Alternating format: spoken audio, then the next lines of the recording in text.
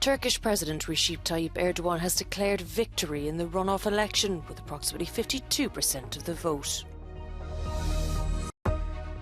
Kyiv is reeling after Russia launched a record number of drone strikes on the capital since the start of its full-scale invasion.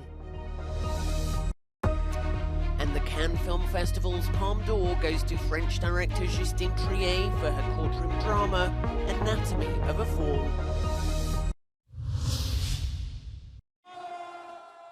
Turkey has voted in favour of Recep Tayyip Erdogan. The incumbent president has secured another 5 years in office after winning the second round of the elections with some 52% of the vote. Riding on a bus and accompanied by his wife, the president was euphoric and thanked those who voted for him before bursting into song surrounded by his fans. The moderate Islamist leader is about to begin his 5th term and is entering his 3rd decade in power.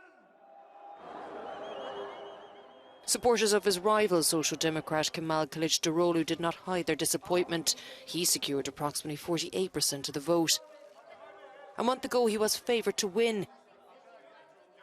But neither the polls, Erdogan's authoritarian drift, or the economic crisis have disrupted the tenure of Turkey's most powerful leader since the republic's first president, Kemal Atatürk, took the helm.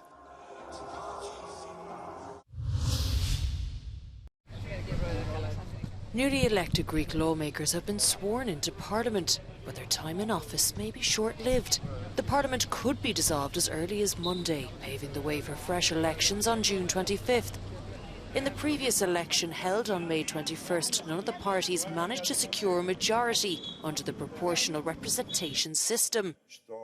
The ruling New Democracy Party secured 40.79% of the vote and fell 5 seats short of a majority in the 300-member chamber, with the main opposition party Syriza trailing behind. Despite their attempts, lawmakers failed to form a coalition. But the upcoming election will introduce a new system, offering a bonus of 25 to 50 seats to the winning party. In the meantime, the reins of the country will be in the hands of a caretaker Prime Minister, technocrat Ioannis Sarmas, who took office last Friday.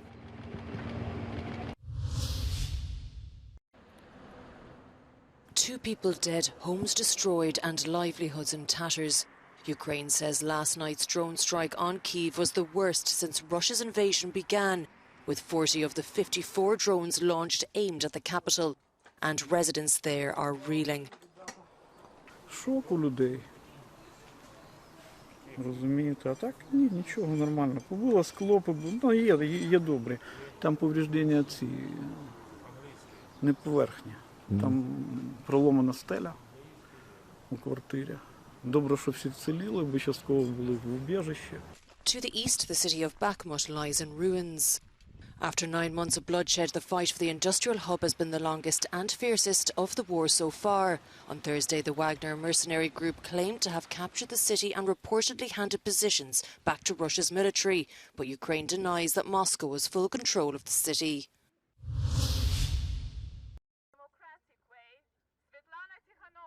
Belarusian opposition leader Svetlana Tikhanovskaya has a message for the leaders she is meeting in Bratislava. Belarus is extremely important for regional security, and free and independent Belarus. It's not only for Belarusian people; it's for the whole region.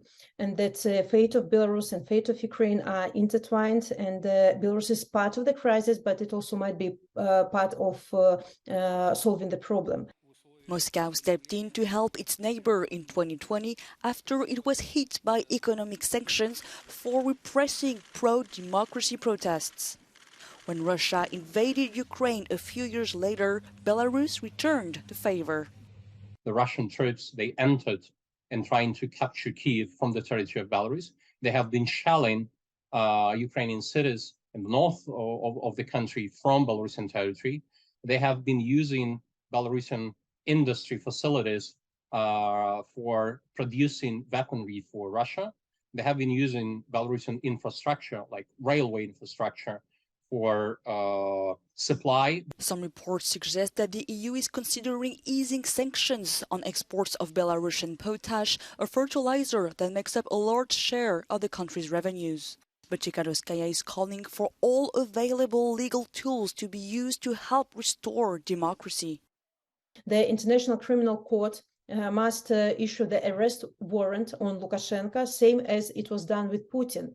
And also the European Union must consider sanctions against Lukashenko's regime now. And I understand that the regime is trying to hide his crimes, but we should remind every moment at every place that he is Putin accomplice and that he's criminal, and he has to be the full responsibility for this. Surrounded by dozens of Hindu priests, India's Prime Minister Narendra Modi has officially opened the new parliament building in New Delhi. But the ceremony was marred by the absence of major opposition parties, who are accusing Modi of undermining the institution and stifling dissident opinions.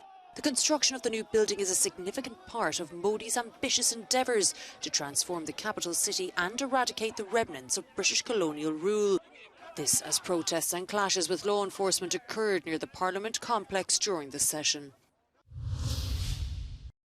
If two satellites are on a collision course, who gets out of the way? Who has right of way? There are no rules for that. In the last 30 years, an increasing number of private actors have joined what started as a public sector-led industry. And experts are calling for greater regulation on activity up there. The private sector's involvement started with satellites. Nowadays, some companies also often provide services for state agencies. For instance, SpaceX capsules bring most astronauts to and from the International Space Station. So why is working together proving so attractive? It's not only about financing, it's more about mindset. It's more about the approach. It's more about how these new actors are conducting and developing the space project. So it's a perfect complement to the public sectors, where as a public sector, we're not alone anymore. However, most private companies or startups that don't work with public agencies, they mostly get satellites around Earth orbit for data collecting, communication, or navigation purposes. It is cheaper than it used to be, which means their number keeps on increasing. The United Nations Outer Space Treaty of 1967 set the foundations for space laws, but according to Dr. Bowen, they have become too broad. And this has led to serious issues over things that we take for granted down here on Earth, such as right-of-way. Sadly, in the past, there have been instances where a space agency has been getting in touch with a private company because they're on a collision course. The private company wasn't picking up the phone. There was no response whatsoever. So the government space agency moved their satellite out of the way. So those are serious governance issues in space, and we'll probably see a lot more.